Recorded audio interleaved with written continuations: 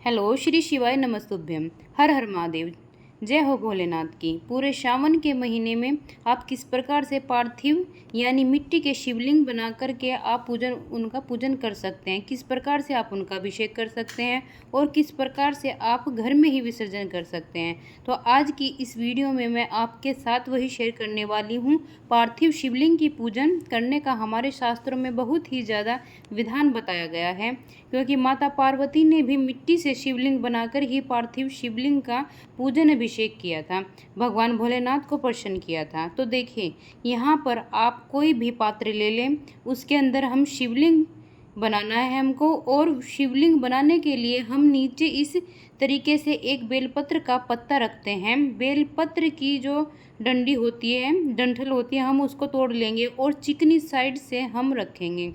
इसके ऊपर हम शिवलिंग को विराजमान करेंगे और इसकी डंडी की तरफ से हम इसको रखेंगे। उसके बाद मैंने एक कटोरी ले ली है, इसके ऊपर हम उठा हुआ शिवलिंग बनाएंगे ताकि जल जो है वो इकट्ठा ना हो, हमारे शिवलिंग खंडित ना हो।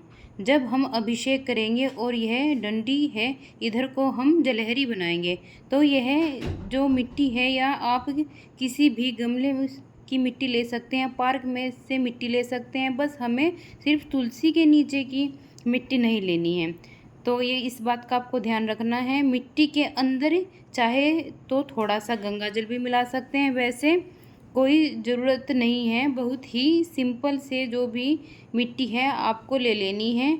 डेली बहुत सी छोटे साइज़ के हम शिवलिंग बनाएंगे, तैयार करेंगे। सबसे पहले हम शिवलिंग की शार्प बना लेंगे, उसको शार्प कर लेंगे थोड़ा सा। उसके बाद हम जलहरी बनाएंगे। इस तरीके से देखिए, गोल गोल करके हम शार्प दे देंगे, उसको शेप दे देंगे। तो बहुत ही ये जल्दी बन जाता है शिवलिंग, इसमें ज़्यादा टाइम नहीं लगता है। आप चाहे तो सावन के पूरे महीने आप उनका अभिषेक कर सकते हैं, लेकिन जो पार्थिव शिवलिंग बनाए जाते हैं उनको ज़्यादा समय के लिए नहीं रखा जाता है। उनका अभिषेक करने के बाद जल्दी से जल्दी विसर्जन कर देना चाहिए। यह बात हमें ध्यान में रख लेनी चाहिए। और इस तरीके से हम देखें, जब हम पूजन करेंगे तो शिवलिंग की जो जलहरी का मुख है वो भी उत्तर दिशा की ओर रख कर पूजन करना हमें चाहिए। यहाँ पर बीच में हम गड्ढा सा कर देंगे, फिर उसके बाद अंदर में हम इस तरीके से शिवलिंग को ही विराजमान करेंगे। तो हमारे शिवलिंग देखिए, बहुत ही जल्दी 1 मिनट में का समय लगता है शिवलिंग को बन के तैयार होने में। तो यहाँ जो पूजा आपको करनी है, सुबह सवेरे स्नान आदि से निर्मित होने के बाद ही आपको ये पूजा करनी है। और सुबह के टाइम आपको अगर समय नहीं मिल पा रहा है तो आप शाम को प्रदोष काल में भी आप इसको पूजन को कर सकते हैं। और जब आप पूजन करें उससे पहले ही शिवलिंग के इस तरीके से शिवलिंग को बनाना चाहिए कि मैं नाग देवता भी आप बना सकूं। अगर आपको अच्छा लगता है कि नाग देवता बना लो तो नाग देवता भी बना सकते हैं, क्योंकि श्रृंगार माने जैसे भोले शंकर का श्रृंगार नाग देवता ही है, यही माना जाता है। तो भगवान भोलेनाथ को नाग देवता जरूर बनाना चाहिए।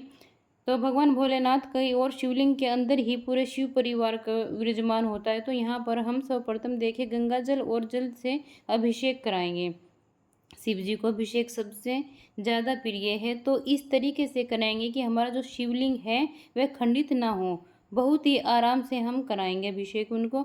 और ओम नमः शिवाय का जाप करेंगे। उसके बाद हमें कच्चा दूध ले लेना है, कच्चे दूध से हम अभिषेक उनका कराएंगे। आप चाहे तो पंचा अमृत से भी आप अभिषेक करा सकते हैं। और इसके बाद फिर हम शुद्ध स्नान कर देंगे, शुद्ध तक स्नान कर देंगे। तो देखिए, हमने जो कटोरी शिवलिंग को विराजमान किया है, जल नीचे उसमें के पास बिल्कुल नहीं जा रहा है, साइड में ही जल नीचे गिर रहा है। इससे हमारे शिवलिंग खंडित नहीं होंगे। पूजा के दौरान उसके बाद आप वस्त्र रूपी कलावा समर्पित कर देंगे भोले शंकर को। आप जनेऊ भी समर्पित कर सकते हैं, या फिर साथ में आप कच्चा सूत भी लपेट सकते हैं शिवलिंग में। और उसके बाद हम अष्टगंध चंदन का हम तिलक बनाएंगे। अष्टगंध चंदन का हम त्रिकुंड बना देंगे पार्थिव शिवलिंग पर। आप चाहे तो भस्म भोलेनाथ को अति प्रिय है, तो आप चाहे तो भस्म भी आप भोलेनाथ को चढ़ा सकते हैं। भोलेनाथ का अच्छे से श्रृंगार करेंगे, भावपूर्वक उनकी पूजन करेंगे। और इस तरीके से शिवलिंग के अंदर शिव परिवार उपस्थित हैं, तो गणेश जी को भी, कार्तिक एवं माता पार्वती, अशोक सुंदरी को भी, इन सब को भी हम अच्छे से टीका लगा देंगे, अक्षत भी अर्पित कर देंगे। तो बेलपत्र हम इस प्रकार से अर्पित करेंगे, चिकनी साइड से हमको बेलपत्र अर्पित कर देना है। उसके ऊपर चाहे अष्टगंध चंदन लगा सकते हैं इस तरीके से, नहीं तो ओम नमः शिवाय आप बोल सकते हैं। आप जाप करें बस ओम नमः शिवाय का, राम का नाम भी आप ले सकते हैं। और इस तरीके से हमें अर्पित कर देना है फिर बेलपत्र को। और इसको जो भी जलहरी हम की तरफ है, वहाँ पे डंठल है जो जलहरी की तरफ है, वहीं पे ही अर्पित कर देना है। उसके बाद हम मदार यानी आंकड़े पुष्प अर्पित कर देना है। एक पुष्प अर्पित करने का अर्थ होता है आपने हजारों पुष्प अर्पित कर दिए हैं भोलेनाथ को, तो आप इस मदार के पुष्प अवश्य लेके आए, उनको भोलेनाथ को अर्पित करें। इसके अलावा भगवान भोलेनाथ को जो भी चीज़ प्रिय है आप उनको भी अर्पित कर सकते हैं पार्थिव शिवलिंग पर, जैसे कि धतूरा, फल फूल, बेलपत्र उनको अधिक प्रिय हैं तो आप उनको अर्पित कर सकते हैं। और धूप दीप भी आप प्रज्वलित करके आरती उनको दे सकते हैं, कर सकते हैं। जो भी ऋतुफल आपके पास है आप उनको पार्थिव शिवलिंग पे अर्पित कर सकते हैं। भोले शंकर को आप भोग लगा सकते हैं, या फिर घर में कोई मीठी चीज़ है आप मीठी चीज़ का भी भोग लगा सकते हैं। और यहाँ पर देखिए, डेली अगर आप विशेष भोग नहीं आप उपलब्ध कर सकते हैं तो आप बतासे का भी भोग लगा सकते हैं, मिश्री का भी भोग लगा सकते हैं। और जो आपके पास अगर मिश्री बतासे भी नहीं है तो आप चीनी का भी भोग डेली अर्पित कर सकते हैं। इस तरीके से हम पूजन संपूर्ण कर लेंगे और अंत में हम प्रार्थना करते हैं और क्षमा याचना करते हैं। अच्छा, हमने फिर भावपूर्वक आरती करने के बाद हमको क्षमा याचना ज़रूर करनी चाहिए। जो भी हमसे कुछ गलती हुई है तो हमें क्षमा याचना ज़रूर कर लेनी चाहिए। भोले शंकर को पार्थिव शिवलिंग का इस तरह से हम पूजन करेंगे। तो आप बस गमले की मिट्टी को भी ले सकते हैं। आप इस तरीके से शिवलिंग को पार्थिव शिवलिंग बनाकर उनका विधि विधान से आप पूजन करें, अभिषेक करें। और धर्मशास्त्र में पार्थिव शिवलिंग का पूजन करने का बहुत ही विशेष महत्वपूर्ण बताया गया है, तो कई गुना फल हमें प्राप्त हो जाता है।